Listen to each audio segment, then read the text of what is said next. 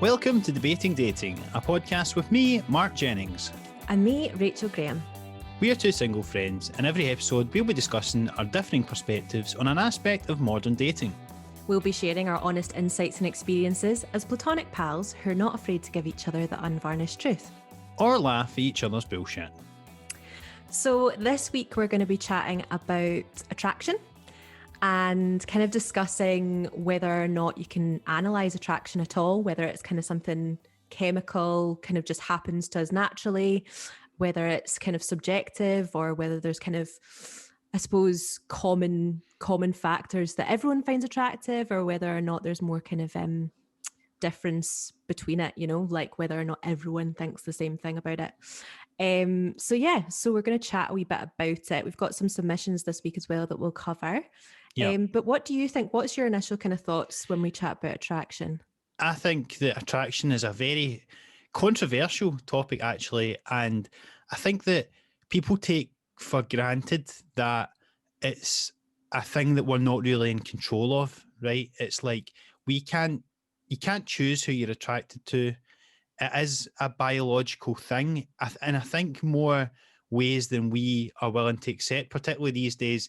Like we're all a bit conscious of, the right and the wrong things to be doing and the right and the wrong behaviours to have. But the reality is that, our evolutionary biology or whatever, like it doesn't really change that much between now and, probably thousands of years ago or whatever. So I think like the evolution side of like what attracts us isn't as fast as how our society moves. So while we might have all these ideas about what like behaviors, for example, like men should and shouldn't be doing, it's like you can think, as a good feminist and all that sort of stuff, like, guys who do this and that are arseholes, but it doesn't stop the fact that your biology might be going, but that makes them pretty hot. Attractive. Yeah, I feel very conflicted doing this episode. Like I feel a bit apprehensive about it because I think I'm in two minds about it. You kind of want to think a certain thing, like especially thinking of learning lessons and maybe not going for the bad boy, not going for the kind of arrogant guy. I like to think that I've got past that, but I think a lot of the time it's just kind of like a primal reaction. Is sometimes it's like, oh. That's exactly what it is. I think it is a primal reaction because logically you can understand, right? I don't want the bad boy with the leather jacket who smokes and has a motorcycle because it's led me down the worst path before, but you still can't stop being attracted to it. It's like how, it doesn't matter just about looks, it's personality as well, but guys still, will fancy, girls just based on the looks rather than personality and things like that as well. Like it's obviously a kind of common trope, isn't it? Like the blonde bombshell or whatever.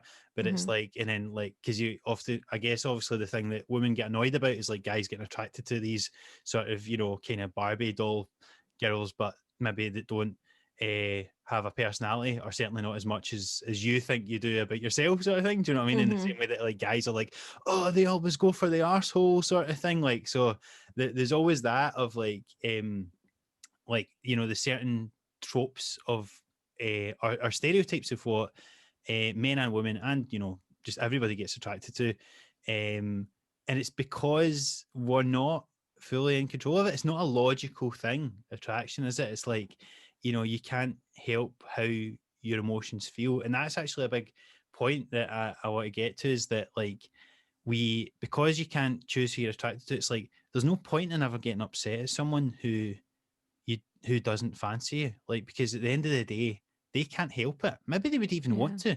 Like, how often have you like maybe been dating somebody or whatever that and on paper is like perfect for you, you've got all the same interests, they're a really good person, they maybe got a good job, he's everything fits, he's friends with each other's friends, all of that sort of stuff, but they got on with your parents, whatever it is. But if you just don't feel that way about them in your gut, inside in your heart, whatever it is, in any body part, in your genitals. Oh, what a word. I don't know. Sex organs, what are you going to say? But if you don't feel that way about them, then all that other stuff, it doesn't matter, because Yeah. if you've not got that attraction, and it's like you can tell yourself logically, well, oh well, we've got this history together, and my parents love them and whatever. If you're not feeling that way, there's nothing you can do about it. And you might even want to feel that way about someone, but if your But emotions surely don't if you're keep at up. that stage, that if you've like know each other's parents, you must have found them attractive in the Yeah, beginning to get to that level. that's true, but I guess that I suppose people lose that or whatever, and like Mm. that's why people break up. But I suppose to just bring it to a sort of perspective, like when you're dating somebody again, like you've been on a couple of dates, or you're seeing, you don't know if it's going to get serious or not. Maybe they want to get serious, and you're not really that sure because you don't Mm-hmm. feel that way about them. It's like, yeah, they're nice, and we've had some nice times, but ultimately I just don't feel that way about them. And there's Yeah. nothing really that you can do about that if you feel that way. Yeah. And there's nothing the other person, like, so that's why, if somebody, breaks it off for you, or you don't hear back from them or something, there's no point in getting upset, because you just go, well, I've been there before where I've not been that into someone and it's just sort of fell off. And so it's, this situation is the exact same. It's just that I'm on the receiving end of it now where they're not that into me. So that's why it's pointless getting upset, basically. Yeah, there's nothing worse than if it's a first date and like you meet them and instantly because isn't it like a couple of seconds? Isn't it like 5 seconds or something that you're meant to know already if you're attracted to someone? 7 seconds? Yeah, Um they say that, don't they? There's yeah, something like you can tell within a couple of seconds whether. yeah, and obviously that's like I do think initial attraction is so important. I do think that you can have like a friend or you can have someone that you've maybe not initially thought and then started to find qualities in them that are really attractive, and then you're like, oh, that's actually quite sexy, or I hadn't kind of noticed that, and it kind of builds. Yeah, But I think yeah, it's that thing of when you first see someone, it's that kind of, oh yes, definitely, or oh there's some mannerism that doesn't really do it for me. Usually I find that it's when someone's not confident, you're just like, oh, that's because if the other person's confident, then you can be like, okay, we can both just be the confident one. But I think that if someone else is going, then I'm like, okay, well, I'm going to have to be the extrovert. I'm going to have to be the one carrying the conversation. I'm going to have to be the one who's confident and bubbly and chatty. And it doesn't feel like an equal partnership, and it doesn't feel like you're at an equal level. Do you know what I mean? yeah. But that's a thing, though. I think that's such a bigger thing for women than it is for men. Confidence, right? Because, and look, this is the thing. I think we need to preface this. Obviously, it's 2021. Gender is a construct, and Yeah. look, there's a it's a wide spectrum, like masculinity, femininity, whatever you want to call it. That's maybe what we're more talking about here. But generally speaking, right, like we know that there's shades It's of a grey, huge spectrum, huge spectrum, definitely. all of that sort of stuff. But to generalize, now I'm going to generalize. I don't know. Again, this is like, it comes back to, it's that nature nurture debate, isn't it? It's like, is it a biological thing? Is it like, the caveman stuff of like, oh, women needed protectors, thousands of years ago from dinosaurs and humans didn't exist at the same time. But you take my point. In the imaginary past, right, where Mm-hmm. men had to protect women from dinosaurs, Mm-hmm. like, you needed some sort of strong alpha male sort of guy, right? So that's probably still like wired into our biology, as is probably the other factors, like maybe again the nurture side of it, like the societal thing is like, up until fairly recently, like a couple of decades ago, it's like, the man was a provider, or he's got status within the community, all that sort of stuff that comes into play. And even though obviously times are changing now, it's like all of that sort of stuff shouldn't really matter anymore. I think, like, for women, like, confidence is just such a key thing to see in a man.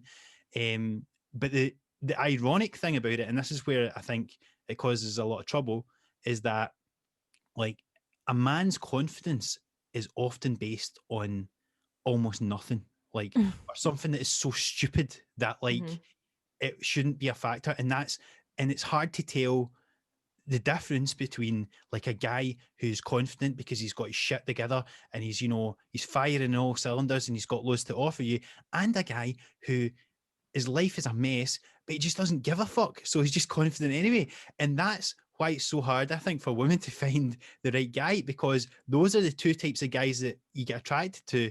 And then there's obviously more guys who just don't really have their shit together, but don't give a fuck.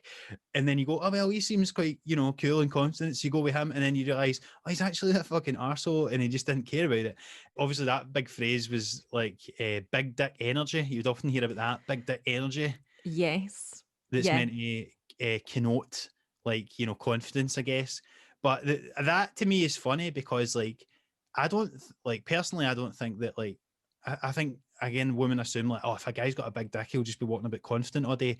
But, and, that's probably true to an extent. But also, like, if you've got a big dick, but, you still live at home with your parents, or, you've not got any money, or, you're worried about your weight, or there's a million other things that guys, derive their and people just derive their confidence to, do you know what I mean? So it's like, Mm-hmm. like the guy could be confident because he's got a big dick, or he might be confident because, his coupon came up that day and he's won 50 quid and he's stoating around the pub all happy, high-fiving his mates, and then the woman sees him and goes, oh, he's got big dick energy.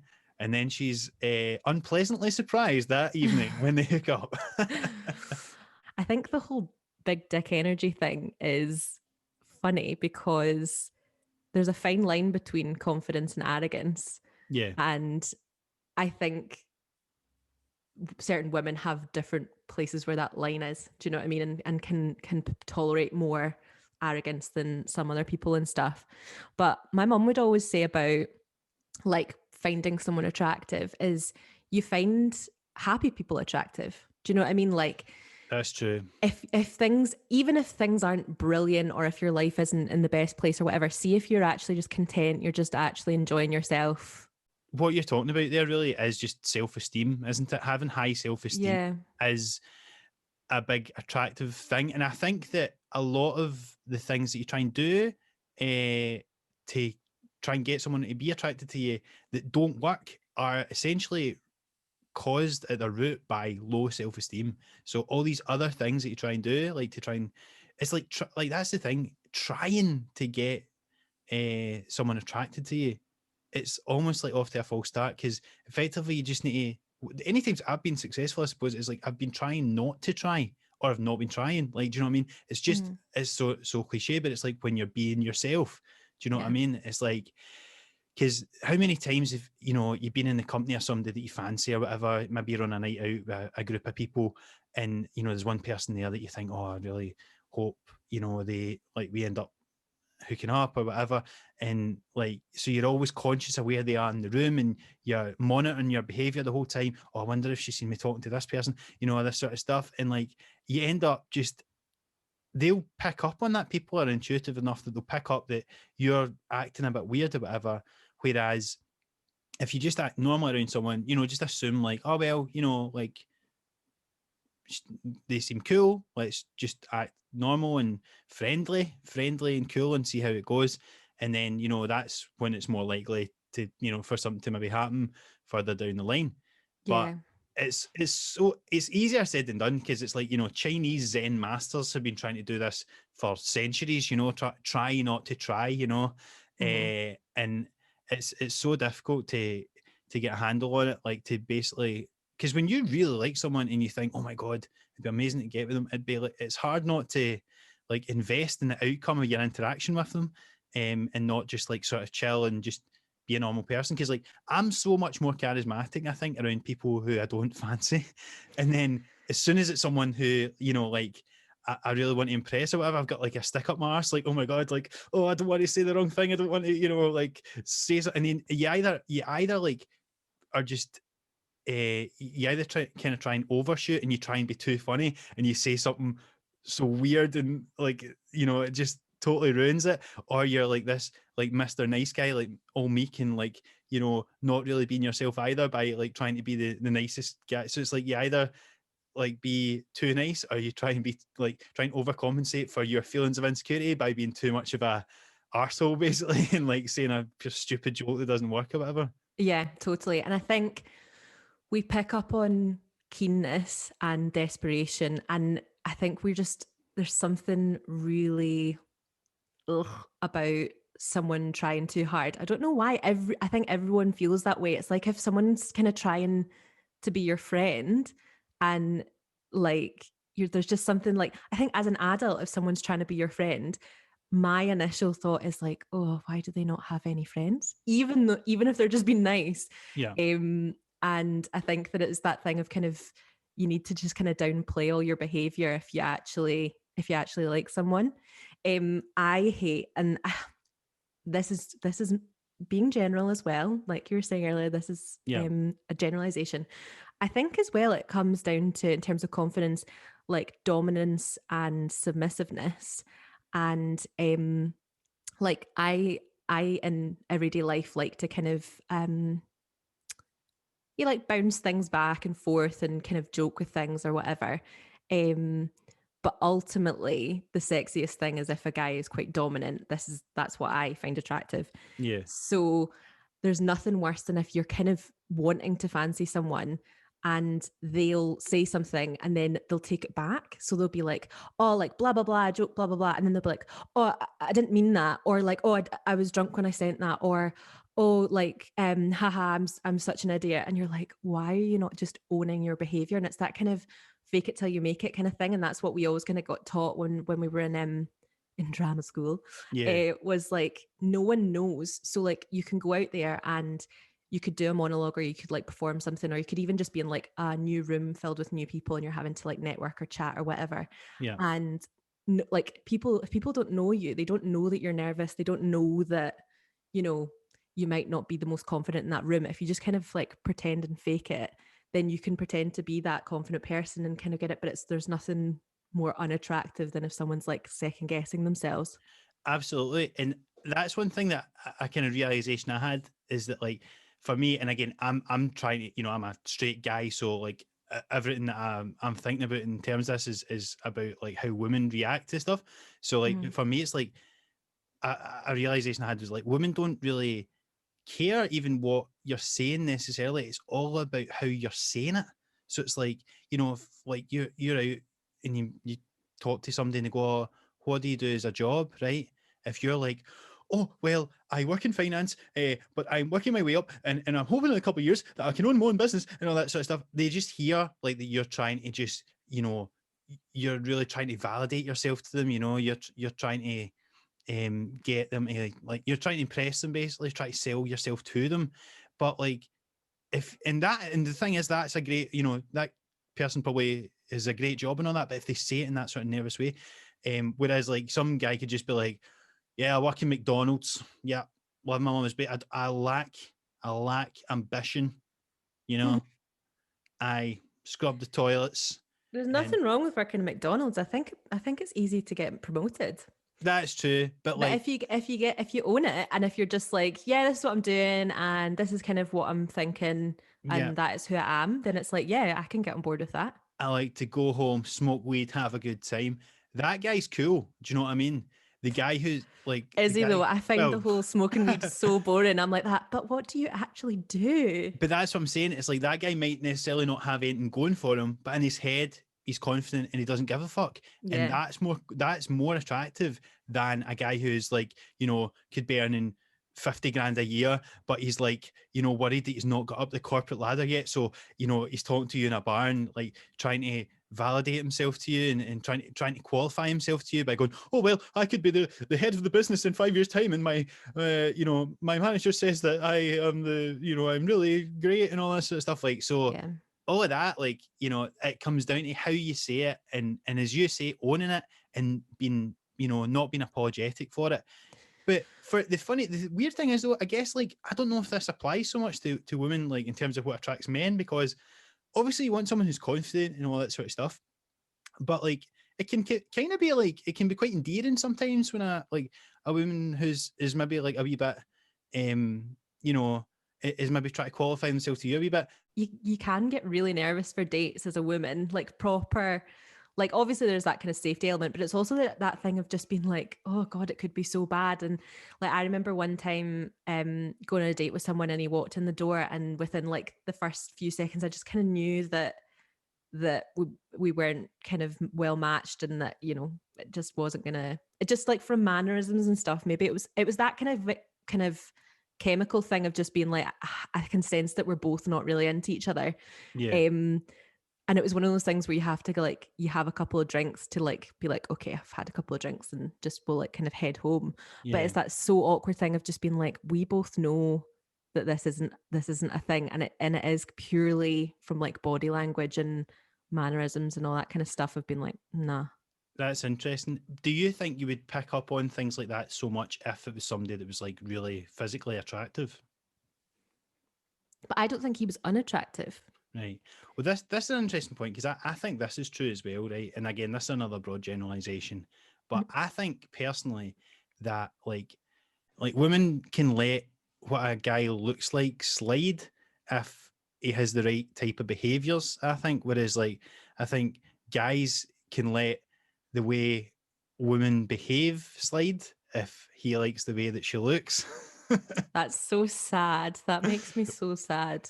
I know, and it is terrible, but I kind of think that's the way it is. It frustrates me. Maybe it's because I think I have a banging personality.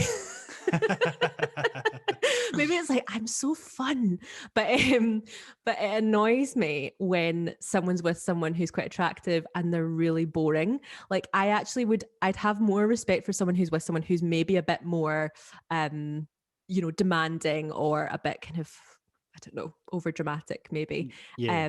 than if someone's with someone that I'm just like, what do you talk about? Like, what do you enjoy in terms of spending time? Like, obviously there needs to be a sexual element, like everyone wants to fancy the person they're with or whatever. But it really frustrates me when there's like a plain Jane. That's probably quite a misogynistic word, plain Jane. But But is but it's frustrating. isn't that just the sort of flip side though of the quote unquote nice guy who gets annoyed at women going with the bad boys? Like, isn't the sort of Maybe. like attractive but boring woman the sort of flip side of the bad boy? I would say with this nice guy thing, right? I think this needs to be chatted about. Is so a lot of people say like, see, you people who think that you're nice guys, you might not even you're probably not as nice as you think you are, type thing.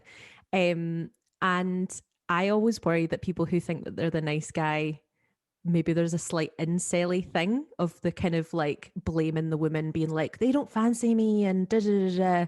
I mean, there are nice guys, but I would argue, of course, there are nice guys. Like I'm friends with nice guys and stuff.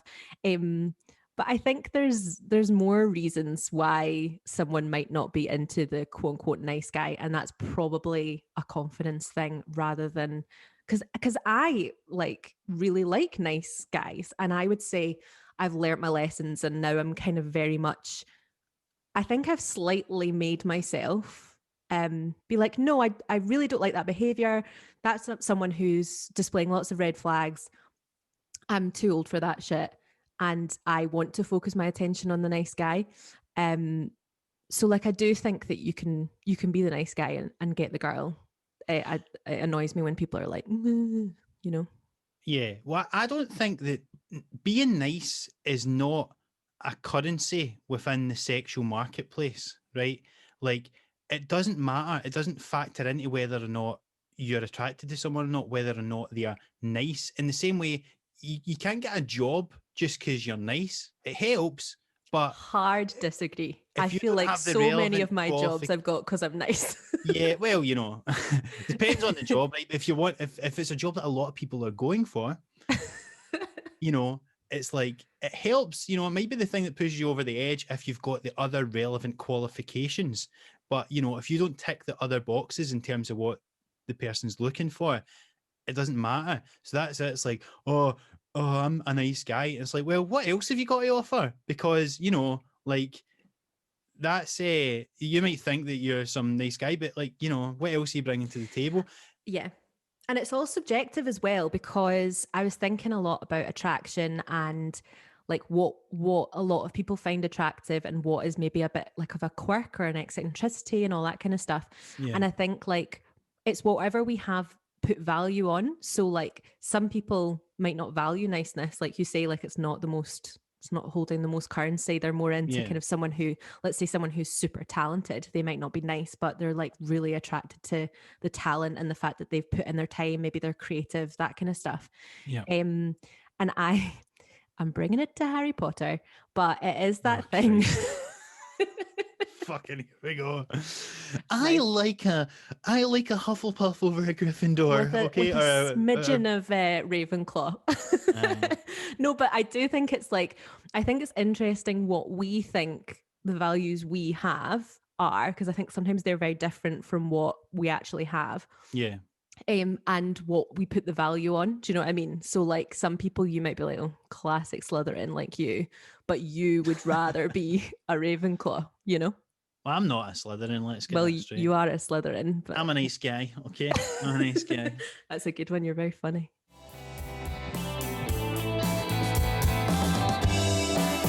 It's interesting though, like, as you say about values and what our values are, because I think if you look at attraction from the aspect of what does our society value and what does our society value in regards to, men and women, Mm-hmm. men are judged a lot on still on, like the ability to be a provider, and women are judged on their looks, and that's part of our patriarchal, misogynist society.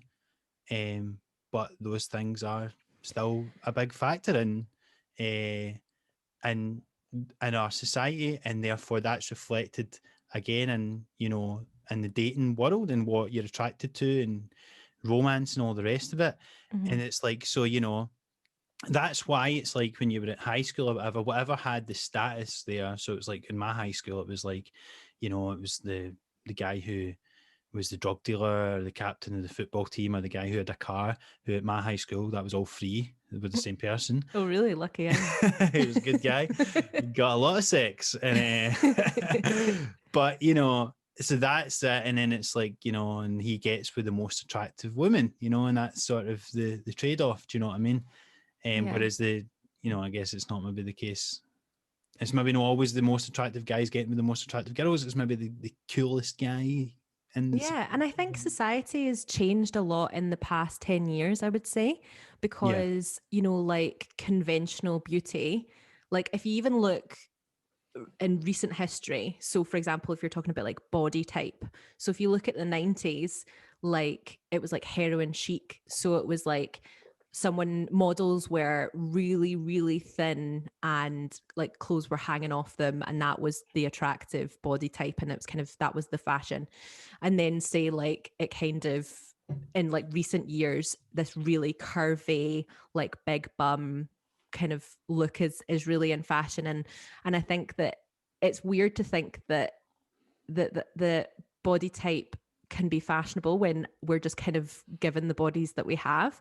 But if you think about it in terms of like biologically, if you take it back to like women with an hourglass figure, like isn't it like the childbearing hips, and it's kind of like the fact that back in, I don't know, would it be caveman times, like it's that kind of thing of seeing someone who looks like of childbearing age and maybe would be able to, like it used to be like they could just produce sons and all this shit. Yeah. But it is that thing of like that was what was attractive back then.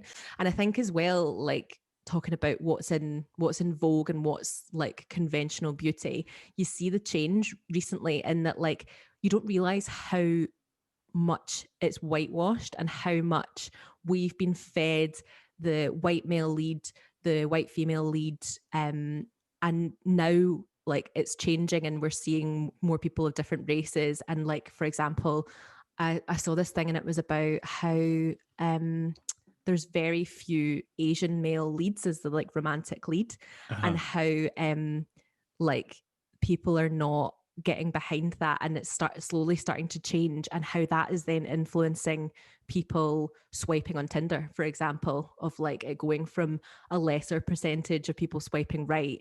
And then there'll be like things like there's this program Crazy Ex-Girlfriend, and the main guy is like Asian and he's really hot and all this kind of stuff. And how casting directors need to realize that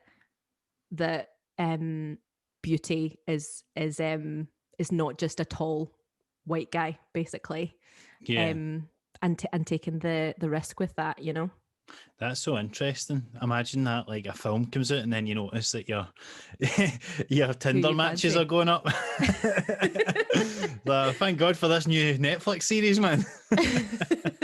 No, but it is that thing, and it is like if it's not in your, if you're not digesting that media, then like people, you're not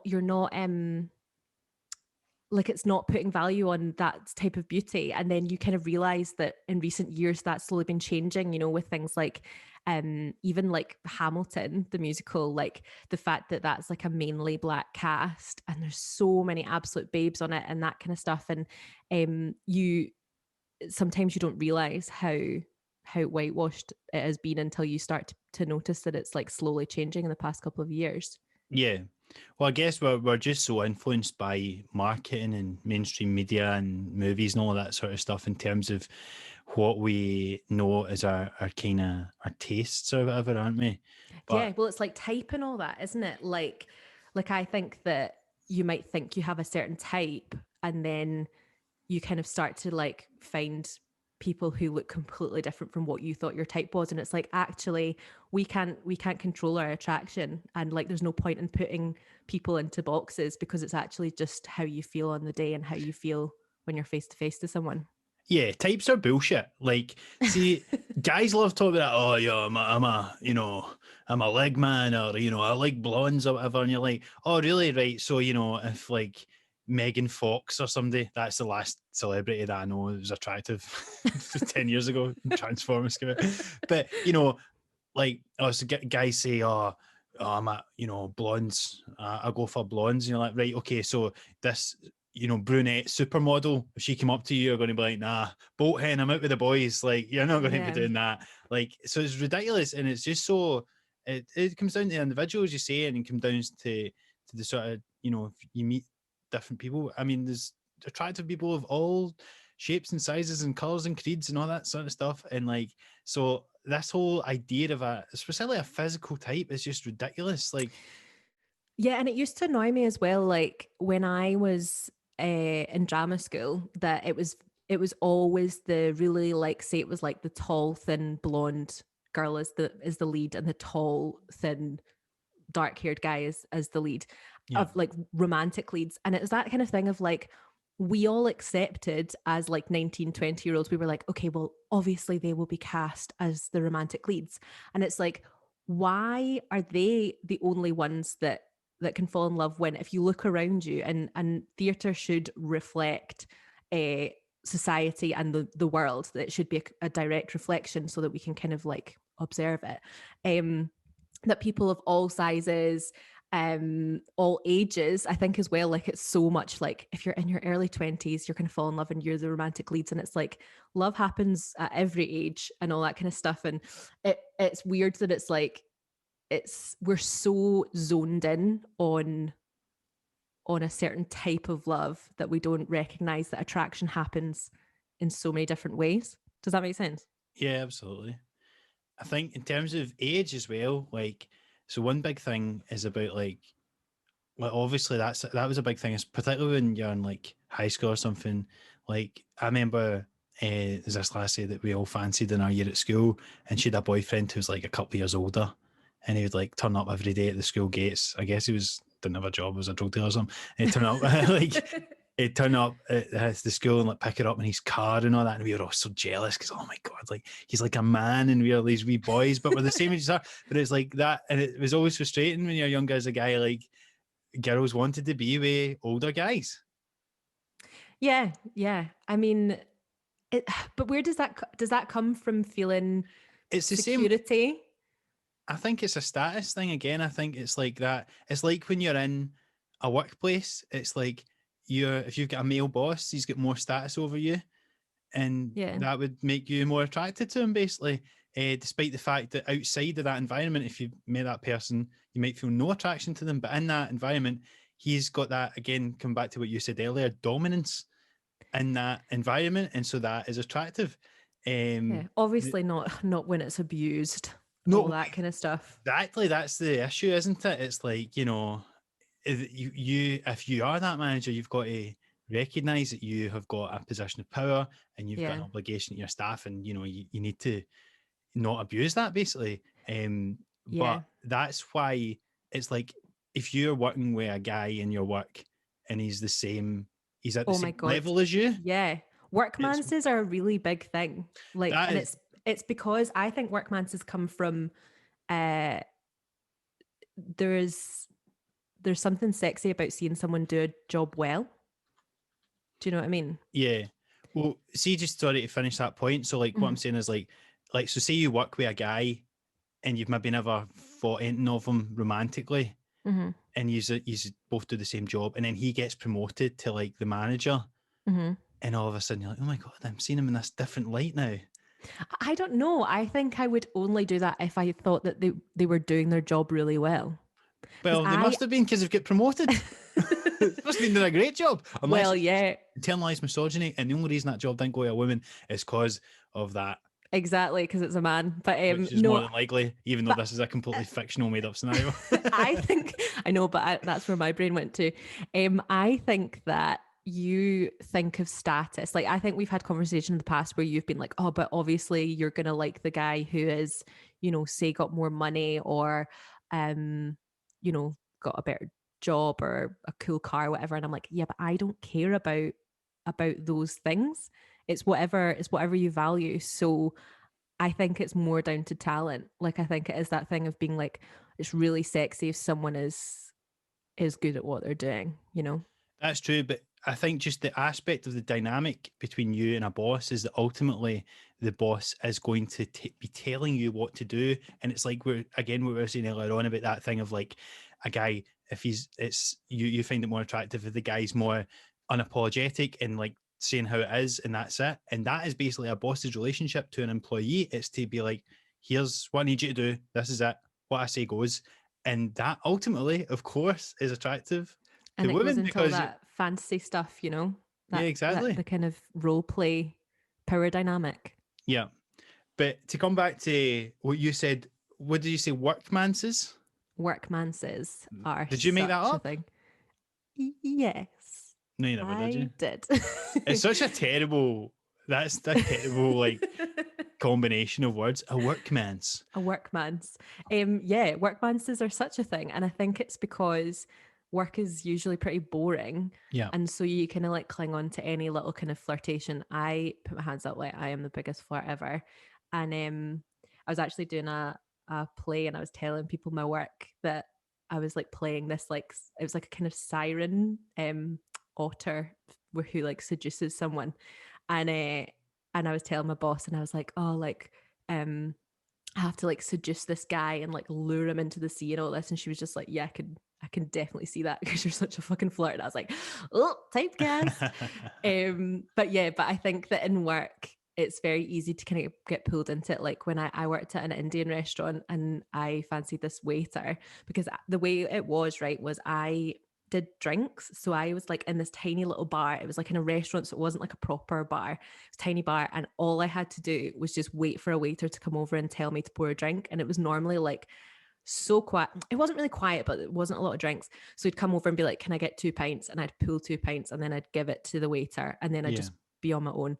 So you get really bored, you really want chat. So like there was this one waiter and he was just really good at his job. And he had like, I really liked his shirt. Like it was like proper ironed white shirt tucked in, black trousers, really like clean and profesh.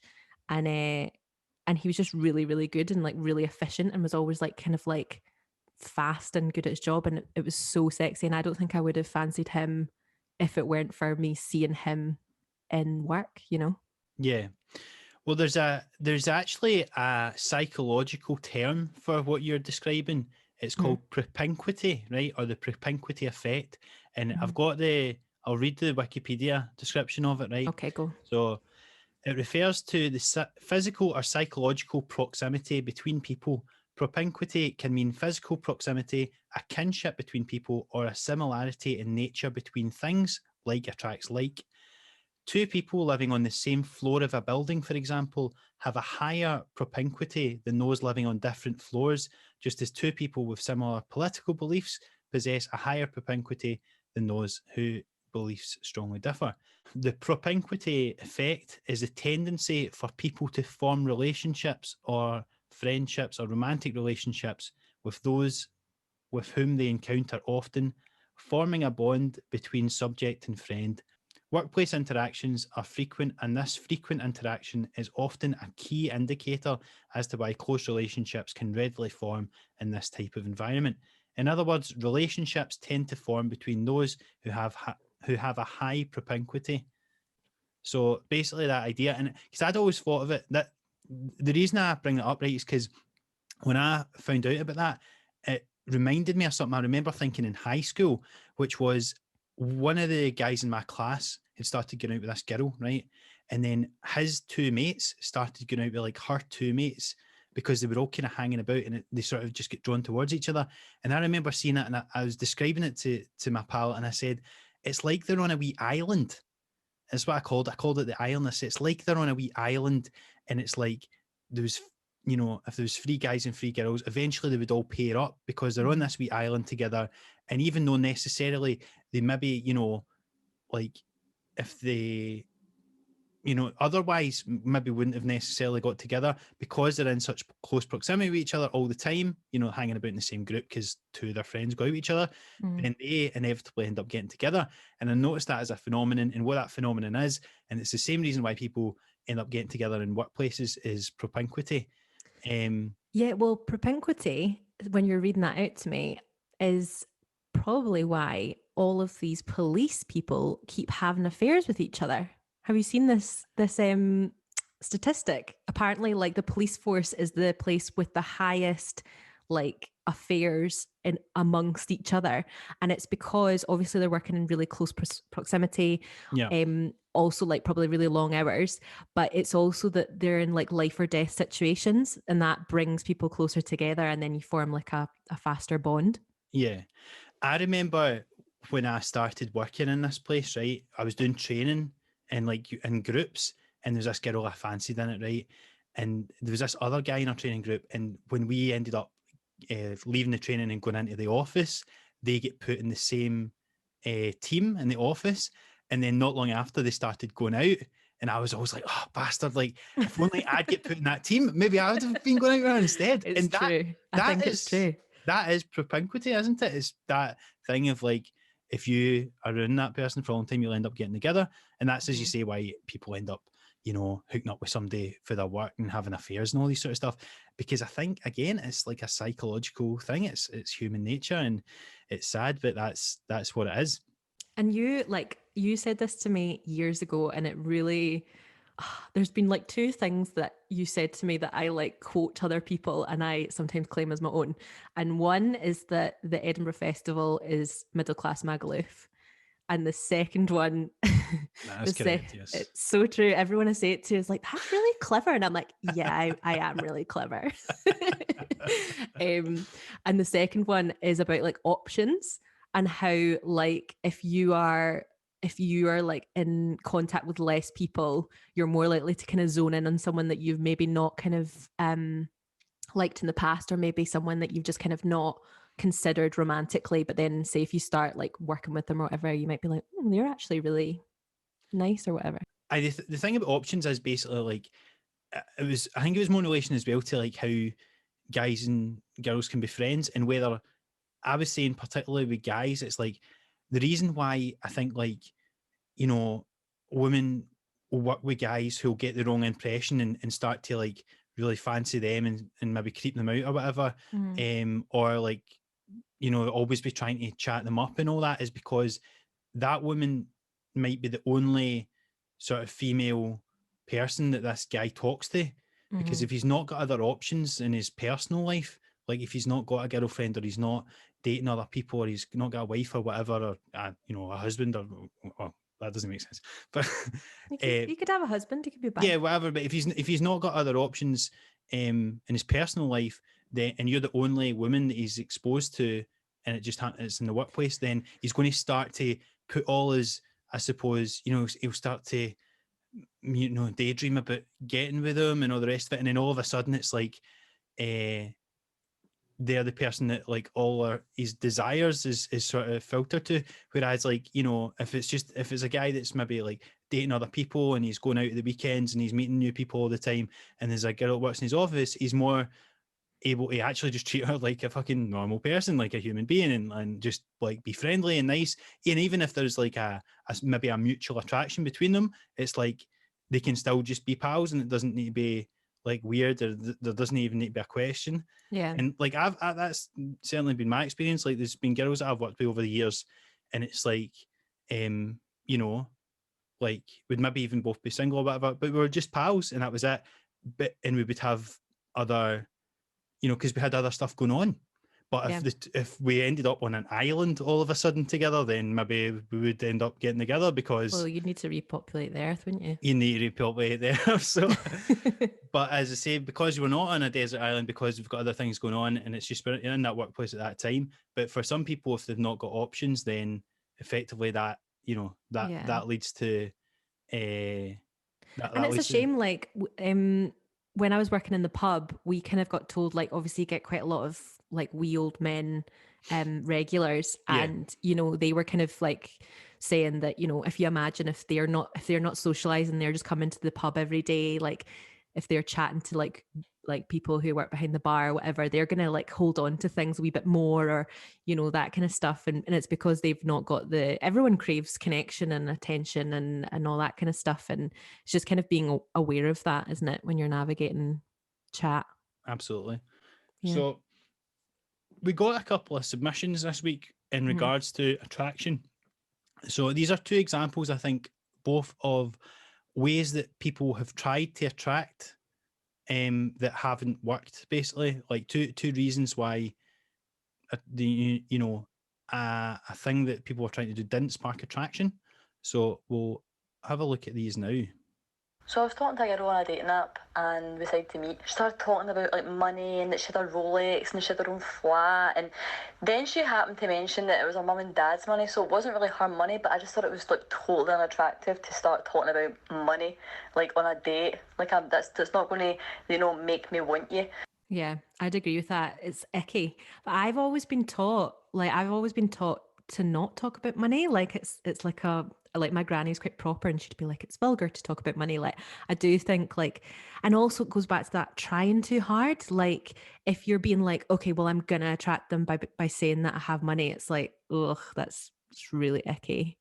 Yeah, exactly. It's that again. It's that logical thing. It's like if you know someone's got a bit of money, or you know you find out or whatever, like that can be cool, and it can be like, oh well, that's good as well, you know, and you can maybe start to, I think I feel the opposite though. If I find out someone's pure rich, I always think, oh, they're privileged, or they, do you know what I mean? It makes, I think I'm the opposite. Whereas if someone's kind of like hardworking or whatever, but if someone's just living the life of luxury and doesn't need to work hard, then I'm like, ugh. yeah, that's true as well. But I think what I was meaning was more just like if you find out or they just happen to be Yeah. like, you know, have a good job or they've got money or whatever, that's good. But when they like use that as like, okay, I'm going to play There's my, leverage. yeah, I'm going to play my ace here. Okay, so do you know how much this watch cost or whatever? And like, oh yeah, I can maybe take you on holiday and all this sort of stuff. Like, which I honestly think guys try all the time. I think that's a big thing, isn't it? Of like, oh, you know, like I'll buy this for you, I'll take care of you, which is obviously where sugar daddies and stuff like that come from. Oh, Uh, yes, that's true. but then that's the thing. It's like, see, if you like folk that have got sugar daddies, or you know, they're on OnlyFans or whatever, and they're getting folk to, you know, like pay for their pictures or whatever. It's Hmm. like the mistake that the guys are making. Like they're like the women aren't attracted to those guys. You know what I mean? Like they've got money Yeah. and they can use it, and they're being smart, and they're, you know, working under the capitalist system that we've got. And you go get your bread and all that stuff. You know, like totally fucking do that. But it's like the guys are the mugs in that scenario, because they think by using their money, like they, you know, that's going to make this woman want them. And it's like, yeah, maybe she'll want your money, but like she's not going to Yeah. want you. It's not going to make her attracted to you. And that's like, that's the sort of the devil's bargain of all these like old rich guys, like, you know, your Hugh Hefner, fucking Wayne Lineker types of guys. It's like, you know, the money can get these women around you, but it's not going to they're not going to be attracted to you just because you're some old guy with money. I know, it goes back to that classic 1997 film, Richie Rich. You know, it doesn't matter how much money you have, it's whether or not you have friends. Am I right? I thought that was It's a Wonderful Life. Oh, yeah, It's a Wonderful Life as well. Fucking Richie Rich. Yeah, that's a I don't good know. film, but Not seen it in a while. yeah, it's icky. Don't like it. Yeah. So this next one, which is in a similar vein, kinda, I'll play now. I'm all for looking after yourself, but like there gets to a point when it's a bit too far. Like I once dated a guy who I would go over to his house and he would intentionally not finish his workouts on time so that when I arrived there I would have to watch him working out. No. And then there was another boy that I dated and he asked me if he could bench press me. So yeah, and I never saw him again. That is so, ugh. That's so, see, if something's deliberate, if you just naturally, it's like a Diet Coke moment. If you naturally see someone doing something sexy, then you're going to be like, ooh, sexy. But if someone deliberately does it, you're like, oh, you're trying far too hard. Come on, baby, I'm just polishing off these guns. I'm just mowing the lawn. Yeah. Shirtless. I know. That's so funny. Do you know what I think's weird, right, about the gym thing? Because again, that's another thing as well. It's like the same way the flexing the watch thing. It's the same way they flex the muscle. It's like, again, if somebody's got muscles, that is great. But when they think that's all that's going to matter, it's like, oh, I just go up and show her how buff I am, then that's not going to work, mate. Do you know what I mean? No. One thing that I do think is interesting though is, right, like I've thought about this for a while, and again, this probably goes back to like the biological things that we're not aware of, right? But do you not think it's interesting how, like, so guys get like the sort of ideal for a guy at the gym is to be like big and buff and like hard and veiny, which is like a dick basically, right? And whereas Mark. like guys like women who are like petite and small and slim and smooth like a vagina. Is a vagina petite and small and smooth? Well, at least the area around it, I don't know, like, but like, you know what I mean? Like, do you not think it's interesting how basically we are attracted to people whose bodies are the same way that we want the genitals? Do you know what I mean? Like a big, I don't know. that, I you know, don't know, basically Mark. guys just want to be like walking dicks, don't they? Just like a big veiny fucking. I think a veiny thick. arm is attractive, but I have never looked at a veiny arm and thought, oh, I like that, because I mean, no one really likes the look of a dick that much. But Isn't it weird? So if someone's small and they're not muscular, they look like they've got a limp dick. But if he's like, someone who's big and like, that's the first thing people say about somebody like a guy who's like big and muscular and all that. It's like, oh, he would tear me in half, sort of thing. And it's like, what is? I mean, part of that's obviously because he's strong and all that sort of stuff. He'd tear me in half. Yeah, that's what people say. Like, tear what in half? You by shagging you or whatever. Isn't it? That's what people Who say. are you chatting to? That's what people say. It's a common thing. Okay. I don't know about that. I think but do you not think subconsciously there's something to be said for if a guy's like a big strong guy, it's like subconsciously maybe signaling that he's got like a big dick or something, whereas if it's like a small wee puny guy, I don't know though. Think about the people who are like proper gym people, and I always think of like Milhouse and The Simpsons, who's like gets really buff in the future, and then he's like got tiny ankles, and it's probably to what's the word? It's to overcompensate. Overcompensate. Yeah, that's true. I'm really not about like. Okay, I like if someone's quite like buff, that's like, that is attractive, but that's not my ideal. Like I hate when someone's, if it looks like they spend more time in the gym than out the gym, I just think you probably would spend all your time in the gym and not enough time with me, and it kind of, I'm not really attracted to that. Yeah, I think the thing with both of these submissions as well is like they're both doing that thing that we said earlier on about, is like you can't logically try and make someone attracted to you. So like logically it's good, if someone has money it's good, and if someone is in good shape or whatever it's good. But if you're using those things to try and attract someone, it's not going to work, because it's like on paper again all these things might be great, but then it's like when it's like, again, if the person's trying too hard to to kind of do that, then it's just not going to be effective, is it? You're just going to be like, all right, well, good for you, but like Yeah. it's it needs to be more than that. And if that's all that you're about and that's all you value, then it's not going to work, sort of thing. Yeah, totally. And it's taste as well. It goes back to like taste. Yeah. Like, I mean, they'll you might find not get someone, if yeah. if someone's got loads of money or big muscles, you're not going to be struggling to find someone. But it's like if that's all you're relying on to try and to try and attract someone, and it's just not going to work. And it's like, because it comes back to that thing, as you said, overcompensation. It's probably either trying to like earn loads of money or trying to get really buff like Arnie or something. It's effectively probably both overcompensating for a lack of self-esteem, which personally I've found. I think the main conclusion I've came to like over the years in terms of dating, and I suppose my success or lack thereof in the dating world and all that, it ultimately always comes back to how I feel about myself. And I've realized, I'm like, well, until I can change that, and I can try and raise my self-esteem by trying to, I guess, become the person that I want to be and try and pursue the things that I want to do, and try and live live a happier life, then I think that will naturally then attract people into my life that I want to be with, and I'll feel better about myself in the process as well.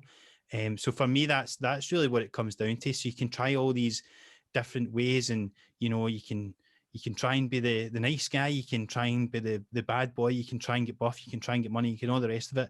But ultimately, it comes down to how you feel about yourself and raising your own self-esteem. And if you don't do that, if you're not happy within yourself, as cliche as it sounds, no matter who you get with, you're never going to be content. So it's all about finding that contentness within yourself, however you manage to do it. Yeah, you need to love yourself first, don't you? And it's also that thing of being like, I think a lot of people, they're constantly striving to be a different them. And I think the most valuable thing is when you just accept yourself at the point that you're at now. Do you know what I mean? Yeah. So I think people go like, right, well, if I do this thing, if I get this promotion, then I'll be happy. Or if I like decide that I'm going to run every day, then I'll be happy. And it's like, actually, the strongest place to be in is that you are like, do you know what? Today I like myself, and that's what matters. Do you know what I mean? Absolutely. And I think, we are all in different like levels of that. And I think it changes daily as well. Do you know what I mean? But it's that cliche thing of like, you need to be happy out of a relationship or you won't be happy in a relationship. Like Absolutely. happy single. Well, you can't just use a relationship to try and use as like a plaster over the things in your life you don't like about, like a Band-Aid or whatever. It's like when people have a baby because they think it'll fix relationship problems, and it's like that is the worst thing to do. Do you know what I mean? Like it needs to be the right time. Just upping the stakes. So it's all about that, I think, in terms of happiness and all that sort of stuff. And as I say, I think that's probably the most attractive thing, isn't it? Someone who's just, as your mum said to you, very good advice. Somebody who's happy, being happy is attractive, and I think that is pretty much the gist of it, really, isn't it? That's what it comes down to. If you live a happy life, then you'll attract the right sort of people into yours as well.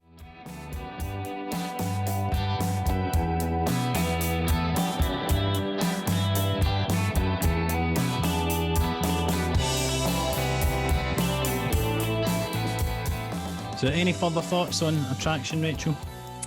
I was more kind of thinking that, like, it's funny that there's lots of kind of similar things that we find attractive, but sometimes it's like the weirdness and like the kind of the quirks that we kind of like latch onto. Like I know a lot of me, my friends, the things that we've been kind of like into haven't really made sense. Like there was like, for example, there was a night where I was out when I was maybe like, I don't know, 19 or something. And there was a guy with like a really nice scarf. And I was just like obsessed with this scarf. And like, we called him Scarf Guy. And we were like, right, we need to speak to this guy at some point, like definitely sexy scarf into it. And I ended up going home with him. Well, he came back to mine and he like gave me a scarf because I like wouldn't stop talking about it. Great chat. I like the idea that when you got back to yours, like you started taking your clothes off and you're like, leave the scarf on. How did you know? And you know what's so funny is like he gave me that scarf and then like left and I didn't see him again. Like it was a one-off thing. But I remember like looking at the scarf and thinking it's not even that nice a scarf. Like I don't know why it like got into my head so much that this was like the sexiest thing ever. But do you know what I mean? It's like a little weird thing that you kind of like latch onto and you kind of think that's so attractive. You want what you can't have, and then when you get it, you don't want it anymore. That's exactly what you went through just with a fucking scarf, basically. I know. But has there never been anything for you where you've kind of thought, oh, like that's weird that is the thing that I'm honing in on? There's a girl one time I met, and she had like circular glasses, and I really liked them. And I was like a little hipster. I like them. I've got a pair of circular glasses as well myself, but I really like that look. And I said to her, I was like, "Oh, I really like your glasses." And then like, we ended up kind of meeting up. Like I think we maybe added each other on Instagram or something, and then we ended up meeting up later and that sort of stuff. And it was like it was really, really the glasses drew me in. That was the big thing. And but it is funny as well, like that like it's the kind of things that are a bit off. Or like things that aren't perfect. Like, do you know if you see someone in a film and they're so beautiful that they're almost too perfect, and it's a bit kind of like, it's not off-putting, but it's like they're so symmetrical, which is meant to be what is the most attractive like thing on paper, is that quite a symmetrical face or whatever. Yeah. But sometimes like I think really attractive things could be like, I think like a broken nose could be quite sexy. Sure. Or like I remember seeing my ex-boyfriend for the first time, and I would always describe it as like love at first sight, which, you know, don't know if I believe in that, but yeah. I believe in it in hindsight, because I'm like, well, I fell in love with him. But why do you not believe in love at first sight? I would like to believe in love at first sight in the same way that I would like to believe in horoscopes. It's like a really nice, like cutesy thing. Do you know what I mean? Yeah. But like it's like that thing about soulmates, isn't it? Like the one and all person. that. Yeah, the one. Yeah. But I believed in that. Did you not? Like I totally was like, there is one person out there who is my one. And I'm like, obviously that doesn't make any sense. Yeah, I mean it's you think that until the one leaves you, and then you realise, oh, hopefully there's another. Just two, please. I'm not greedy. I just want to. No, it definitely doesn't make sense, because, and again, it goes back to that propinquity thing or whatever. In a weird way, it's like, you know, if you're just around someone, it's like, oh, the one happens to live around the corner from you, or, you know, happen to work at the exact same place as you. How come they're not, you know, on the other side of the planet, or, you know, 60 years old or whatever? Like, you know, it's a different time. That's my assigned one, you know, like, so obviously, that is a bit of a weird. It's a nice thought though, isn't it? And it's like, I think when you develop a history with somebody and all that sort of stuff, you build up almost that feeling of like, oh, well, you know, we had a real connection. And it's the same with like even just friends and stuff like that. You're kind of like, oh, you know, we go way back and all that sort of stuff. And that's a nice thing. But like, yeah, you know, when you've been dating someone for 2 months and you're convinced they're the one, you know, there's not a lot of basis for that, really, is there? Well, I definitely get sucked into that thinking at the time, and then I'm like, I really like this one.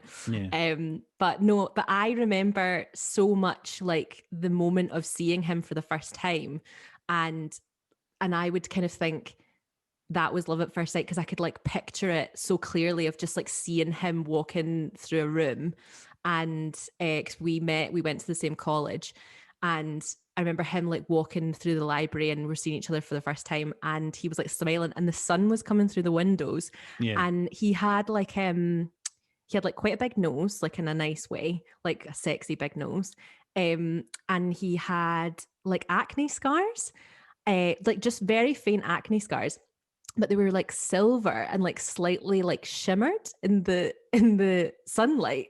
And I remember thinking like it was that like twilight moment of like slightly like sparkling, like, and I just remember being like really attracted to him, and like he was smiling and he was like really gorgeous.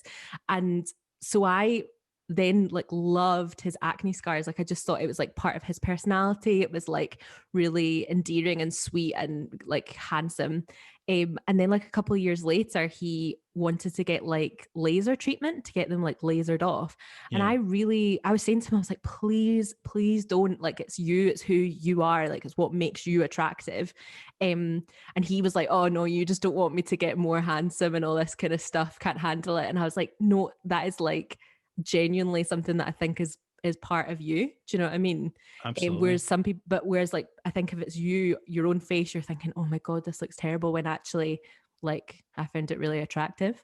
Yeah, I know, and it's a shame when people end up doing that, don't they? And it's like, you know, It's they've like maybe plastic got surgery. plastic surgery. It's like, you know, they've got some sort of unique feature that actually, as you say, makes them, and then they want to get rid of it, and it's actually the thing that makes them stand out. And that's, you shouldn't be afraid of doing that either. And I think that also applies to personality as well, isn't it? If you're a bit quirky, or you're a bit geeky, or you've got you're into any type of thing, if you meet somebody and you're like, okay, I'm really going to try and impress them, so I'm going to suppress you know, that I'm into Harry Potter, or, you know, whatever it is.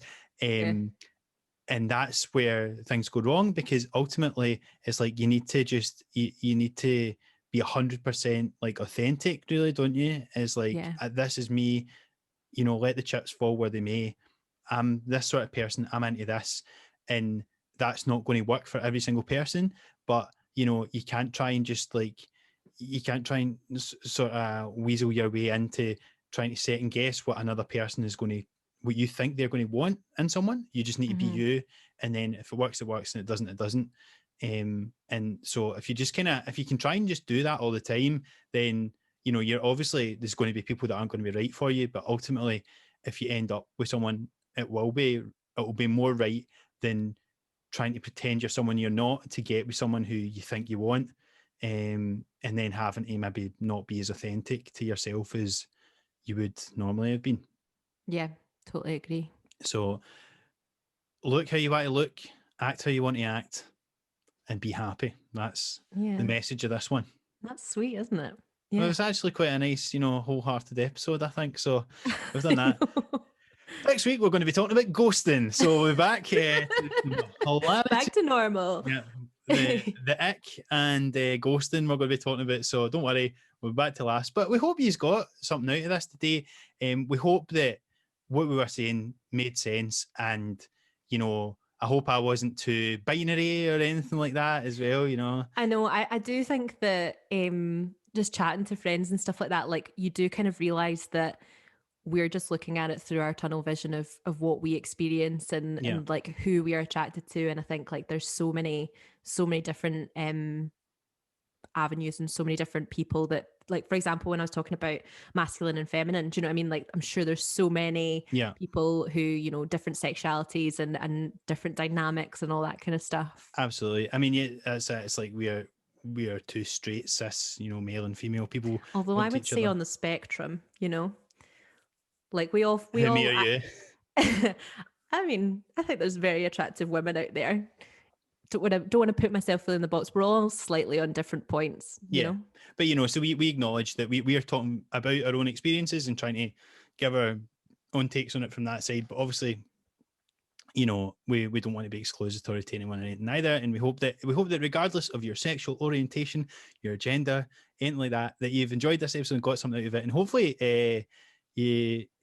hopefully you agree with what we're saying, or if you don't, let us know, and let us know if we've got anything wrong. Let us know if you'd like to correct us on anything. I'm sure that we fucking have, or certainly no oracles. We're just, and you can read that, and I will be like, no, don't tell me. Yeah, exactly. So no, that's good. But we really hope you enjoyed this one and got something out of it. It's certainly been a cool topic to cover, because there's so much into it, and there's so much to it, I think, in terms of what attraction is and what attracts you and what attracts other people and all that sort of stuff. So it's one that we wanted to try and do a good job of, and I hope we've done that. If you have enjoyed it, please do remember to give us a 5-star review on iTunes or Apple Podcasts or whatever you are listening to this that lets you leave a review. You can subscribe to us on these places as well as Spotify, Apple Podcasts, or wherever you get your podcasts. Yeah, and if you want to give us a wee follow at Debating Dating on Instagram, if you'd like to slide into our DMs, and feel free to kind of have a wee chat with us. Maybe if you've got interesting dating stories, tell us what you think about the podcast, anything like that. We're at Debating Dating. Or you can email us at debatingdatingpod@gmail.com. And thanks very much for listening to this one. We hope you enjoyed it, and we'll speak to you soon. Cheers. Bye.